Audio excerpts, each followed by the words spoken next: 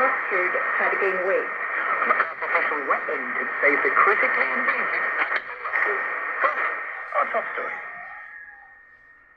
Hello, I'm Eileen McHugh with the BBC News.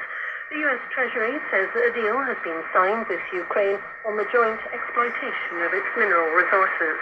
The agreement concludes months of negotiations that have been occasionally acrimonious. Here's our State Department correspondent, Tom Bateman.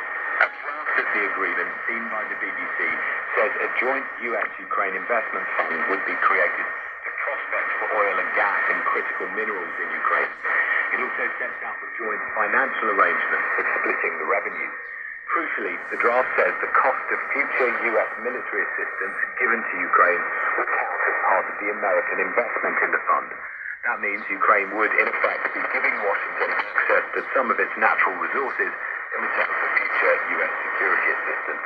President Trump has asked for more time to turn round the US economy, which contracted for the first time in 3 years in the first quarter of 2025. Mr. Trump said that figure was misleading because companies have stockpiled imports ahead of his imposition of tariffs.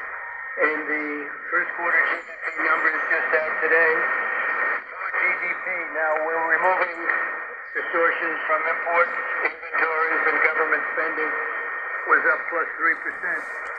But this is Biden's economy because we took over on January 20th.